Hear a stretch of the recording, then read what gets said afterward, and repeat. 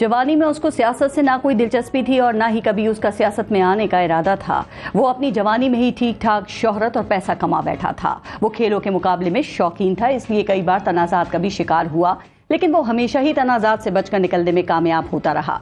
2014 के बाद उसकी सियासी सरगर्मियां अचानक तेज हो गईं। वो रिवायती सियासत और सियासतदानों से हट कर था, इसलिए मुल्क की अक्सरियत उसको हुक्मरान के रूप में देखने लगी। वो अपनी सियासत में स्टेटस को के खिलाफ था।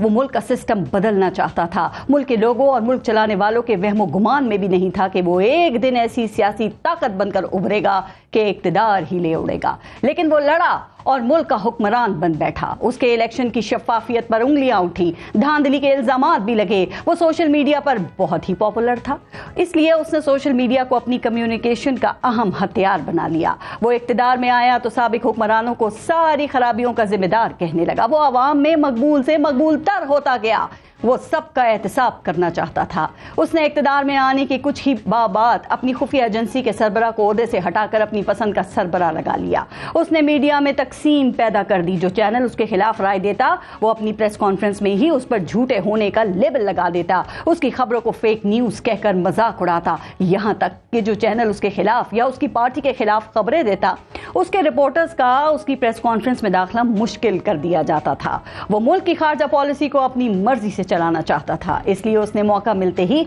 अफगानिस्तान के मसले का हल तलाश करना शुरू कर दिया।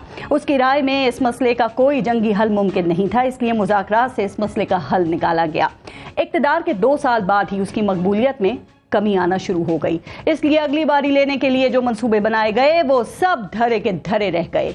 जब उसको जमहूरी तरीके से इक़्तिदार से निकाला गया तो उसके हामियों ने उसको मानने से इनकार करते हुए पुरतशद्दुद एहतजाज किया। मुल्क की तारीख में ऐसा एहतजाज पहली मर्तबा देखने में आया था। इक़्तिदार से अलग होते ही उसको मुकदमात ने घेर लिया। वो अदालत में पेश होता तो अदालत के बाहर उसके हामी एहतजाज करते और उसके खिलाफ मुकदमा चलाने वालों के खिलाफ नारेबाजी करते। वो सरकारी दस्तावेजात से छेड़छाड़ के जुर्म में एक बार गिरफ्तार होकर रिहा हो चुका है, लेकिन उसके खिलाफ मुकदमात मुख्तलिफ अदालतों में चल रहे हैं और खदशा है कि उसको इनमें से ही किसी मुकदमे में लंबी सजा हो सकती है। ये शख्सियत अमेरिका के साबिक सदर डोनाल्ड ट्रंप हैं।